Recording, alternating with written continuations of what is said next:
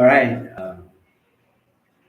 It's another day, a good day to learn again something new and try something new too. You know, this might be something old to some people, but to me it's new, and to some it's new. So we are out here to very reason for this video is to try out some things with the DOM document object model, also to try out things with um, using jQuery to implement CRUD, the CRUD operation, the create, read, update, and delete. Okay, so we'll be building a very simple to-do list, which we've done that already. And Julius should be any witness of this, and Ahmed and Lucky. Okay, so we've done this using vanilla JavaScript. So we want to see or try out using jQuery to build the same to-do list.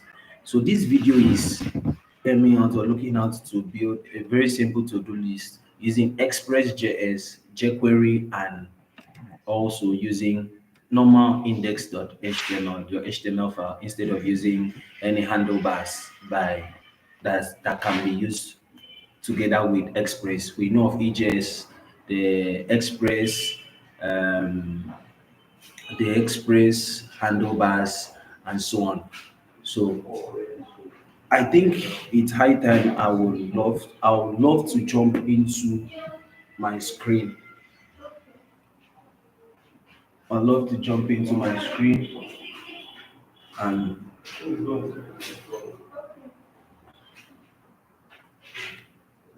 well, this is an online class. I'd like to jump into my screen.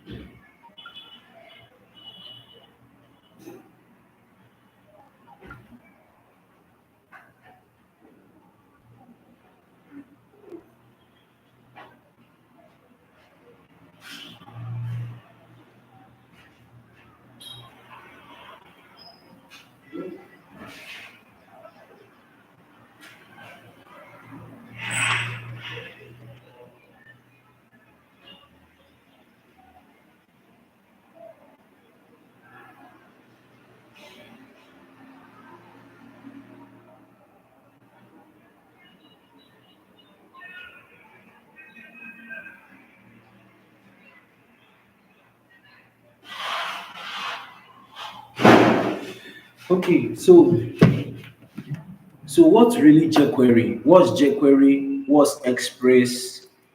We all know HTML, that HTML is hypertext markup language. Okay, we know that jQuery is hypertext markup language, and we also know it that Express is a framework for your back end, like a framework for JavaScript rather, and we definitely use it to create a saver. We can also use our Express to handle our middlewares and all of that. So it's like a back end technology, okay, that rests on JavaScript. It's a framework that directly uses its objects and classes from JavaScript. All right. So that being said, I would also like to explain what's jQuery. We have plugins, we have frameworks. Um, jQuery is not a framework. jQuery is a library. Same with Bootstrap. Bootstrap is an utility, although it's a framework. Okay.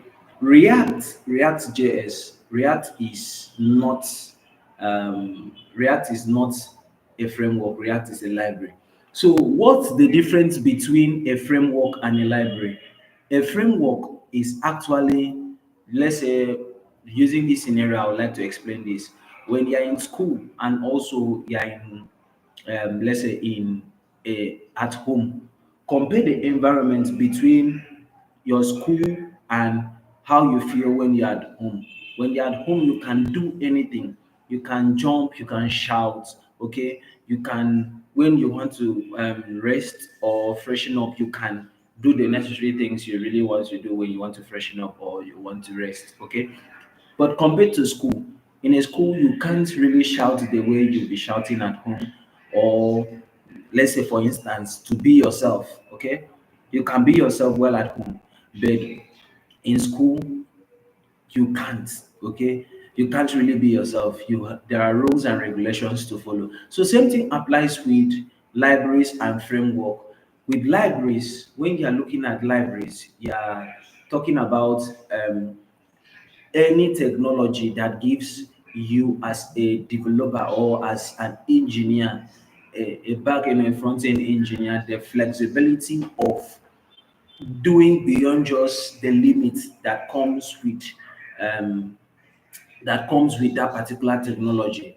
Okay, let's say for instance jQuery. There are some limits that comes with jQuery, but we can do without the limits. So that's one thing with library. Library has the flexibility of modification. You can modify library. That's why React, React as a programming language is not imperative.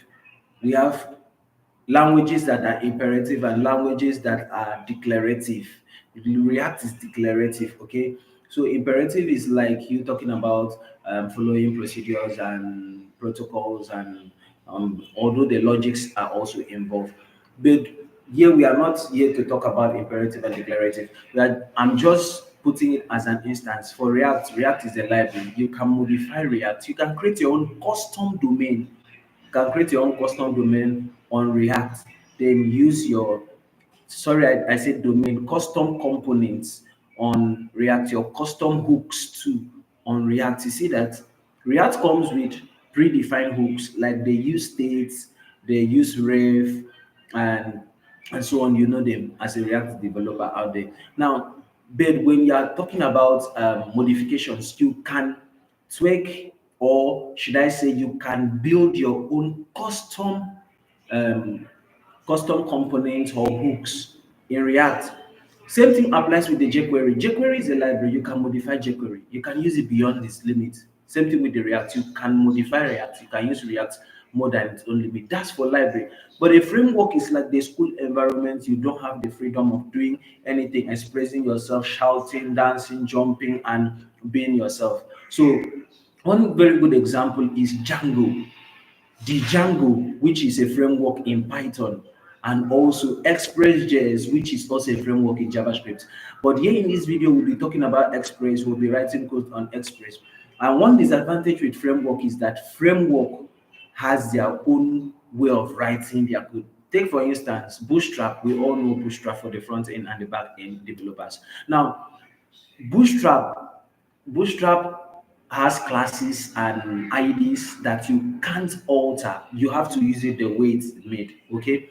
So that's one disadvantage with framework. Framework does not give you the flexibility of doing things the way you think, or the way you admire to, or the way you look out to do.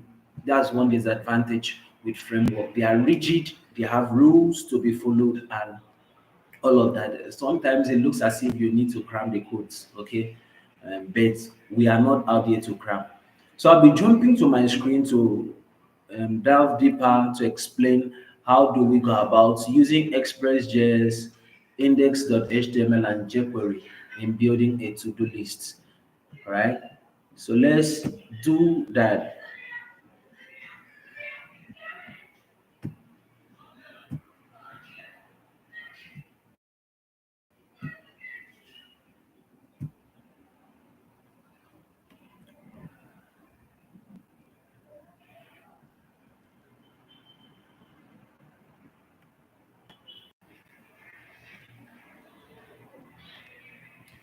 All right. Using vanilla JavaScript and the jQuery, that's together with the DOM, because we are dealing with database. Okay, our database here, we are looking at the DOM.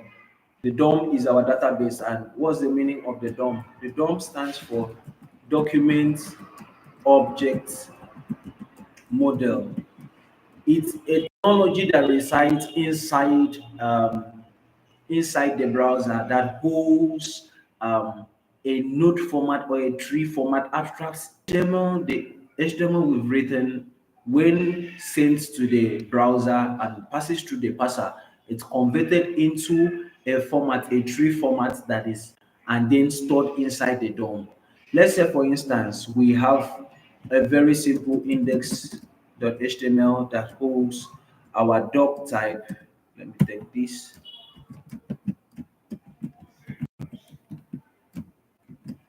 And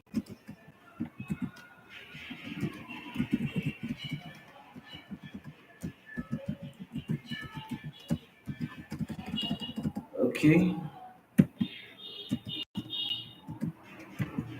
then we have the head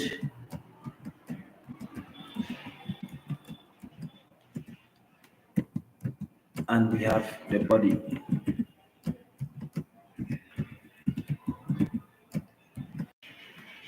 Okay, so here we go.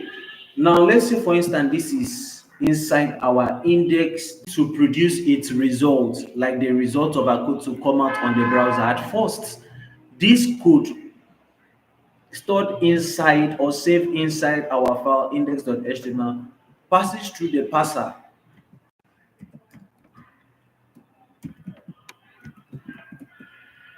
The parser resides inside the browser, Mozilla Firefox and so on. Okay, an abstract syntax tree format is what that is being stored inside the DOM. Our HTML is stored inside the DOM in this format, an abstract syntax tree format, meaning right inside the DOM we have our HTML this format. The HTML you are seeing above is stored in this format right inside the DOM, starting with the doc type, and then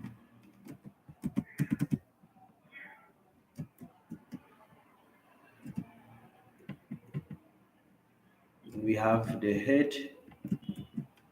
Sorry, we have the root element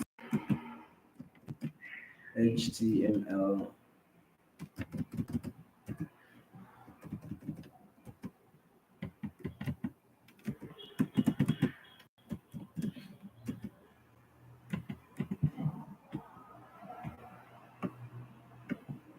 Then after the HTML, we have our head. We have our head, and then we have the body. So this is the syntax tree from the doc type to the HTML to the head and then to the body. This is how your HTML is converted and stored inside the DOM, right inside the DOM, the technology that resides as our database, because we perform CRUD operation, the CRUD operation to create, read, update, and delete. These operations are really performed using database. So to replace our database, we will be using the DOM. I'll be jumping into with this little knowledge of us. I think into my I'll be jumping to my code editor so that we can see the implementation aspect of our to-do list and see how to use jQuery tool to implement our to-do list. But before that,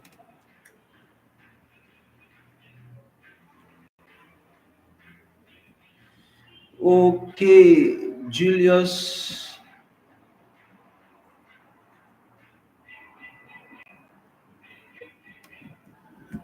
No. Okay, Julius is asking this question. I think I have to reply. I think I have to reply.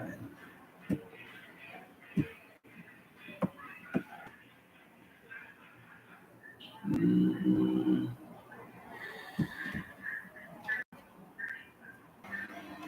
So you can't, Julius, you can't share your screen. Sorry about that. You can't share your screen. You can only get in touch with that. Okay, like just follow along with the class and whatever challenges you're having with what you're seeing on my screen, you can notify me through the group chat, the WhatsApp group chat, or you can also notify me on my DM, or you can also make a comment here. We'll do well to respond. Okay, so I think we'll better off be using other platforms after this bit. However, the very reason why we are using this as a means to learn from each other is because after the video, after doing the meeting and everything, it will save today. It's recorded and it's saved automatically. So I'll be jumping into my screen. If you have any challenge, Julius, you can let me know. Any challenge with whatever we've done so far, or anything I've said so far, let me know using the chat widget here on YouTube or on WhatsApp. Okay. To head down to jQuery, the language we are writing, like the JavaScript, we have to get them into usage. We have to plug them in into our application. So for the jQuery, download jQuery. You see download jQuery version 3.7.1. Click on copy the jQuery you've downloaded. Then locate your JS folder. For Julius, Lucky, and Ahmed, locate your JS folder and then why is this like this? Okay, so you see download jQuery like the brown 3.7.1 like this, what you are seeing on my screen on the page, the web page. Then you see save as, click on save as. This should um, take you to any folder, maybe your download folder where you can save. But I would love it you now look for your Express, get your JS. From there, you can now save your work. Okay, you can now save your work, save your jQuery. I've gotten mine already, the jQuery here. So all you have to do is to click on the save button. That's how to download your jQuery. Now, I just take it that you've gotten your jQuery. You've gotten your jQuery, your JS folder. Now, for the viewers that, for you out there that you've not been part JavaScript from beginners level and to the intermediates. So, okay, an Express framework to create a server and then open up a port on our local machine to see the result of our code. Okay, so that's what we are actually doing, and also using the same Express for our middleware to handle our middlewares, such as the pre-processing. We all know that middlewares, we have four basic functionality of the middleware. The middleware can be used for pre-processing. Middleware can also be used for authentication. The middleware can also be used for message logging, and the middleware can also be used for errors handling. So, but in scope of video, this particular video, we'll be using our Express as a middleware for pre-processing and likewise to handle like the pre-processing in terms of um, handling our request handlers, like getting requests sent to the server, receiving response from the server. Okay, so that's what we'll be really using our Express for. That's for pre-processing, for processing our requests, handlers, events, or activities. So following the structure here, we created an environment file.env and then we saved our port number and the host name. This Express to-do list app init dash y. At first, we created our folder Express, then created our index.js file first. After running this command, your package.json should be developed because .json file. For your package.json file, the only thing you have to do is to include and to send to the compiler like is our index.js file. So that's why you have to create your index.js, and then after that you now run your npm init dash y. If you are not using index.js, if let's say peradventure you end up using main.js or let's say script.js, then the value for your main here should be whatever JavaScript file you are using here. Okay, so the only thing you have to add to this to ES module, we don't want to write common JS. We of course know that our either ES module JS or a common JS. For the ES module JS is like using advanced. When you're looking at ES module JS, you're looking at using advanced that are not directly supported on the browser except it's been compiled. Okay, it has to be compiled before it's supported by the browser. But the common JS is the normal JavaScript we write directly without having to set the type to module, and this is supported directly on the browser. So the very reason why we want to set the type to module to be using the ES module is because we'll be using the import statement and the export statement. Okay, so that's the very reason why we want to do that. So after running this command, the next, and for Julius, Ahmed, and Lucky, please, you have to skip this. We've done this already. You install this, okay, and you also install your nodemon. But I would advise you install them one after the other because you are installing them globally. We are using the -g flag to emphasize that we want to run our installation globally. Then secondly, you will also have to install your nodemon globally too.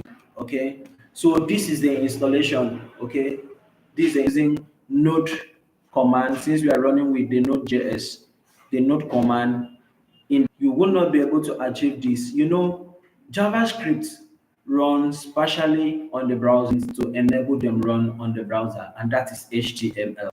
That's why HTML is called a browser-based language. So same thing applies with using a programming language to maybe run a programming language on any other environment outside the browser. Let's say, for instance, you want to run your JavaScript code, or you want to run your Python code or Django code on your AC, your air conditioner at home, or your toaster, your bread toaster at home, or your microwave, all these kind of electronic devices, gadgets, things like that. Okay, in order for you to run a programming language, maybe on your physical machine like your laptop, you must install an environment that should enable it to run. Let's say, for instance, human beings can survive in planet Earth. Why? Because the environment is conducive, the environment supports that. So, what really supports existence or life here on Earth? Oxygen. Okay, oxygen is the parameter constraint that enables human beings to survive on Earth, here, the Earth planet, not in Pluto, not in Jupiter. So your parameters like oxygen installed in that planet so that living things or human beings can survive there. So same thing applies to programming language. In order for your JavaScript or Python or any programming language to be able to run on your physical machine or in any kind of environment you choose to have your programming language to run, then you must that can support the programming language to run. So the very one most important environment, runtime environment that supports JavaScript to run on a physical machine, be it your AC, be it your toaster, or be it your laptop, or be it your computer, is the Node.js runtime environment for JavaScript. Okay. So Node.js is the runtime environment for your JavaScript. That is why you need to install Node.js. So you have to head down to node.js dot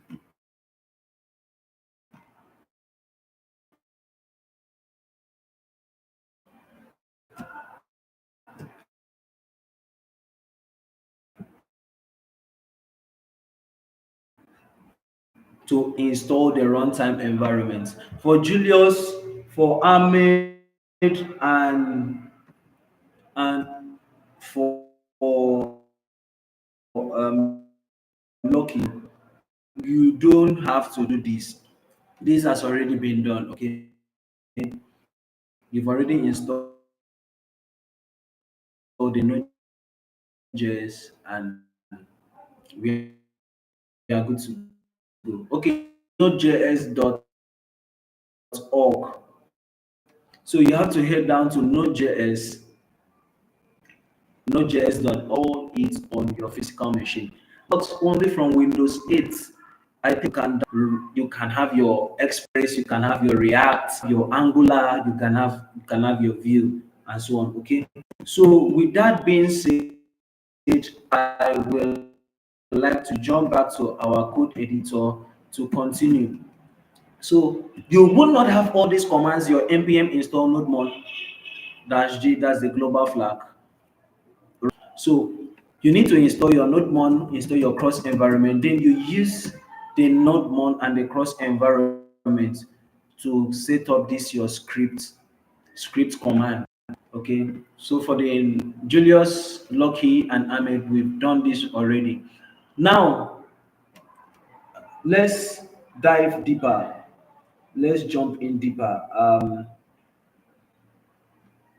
To go in deeper, I will. Previously, we did this. Okay,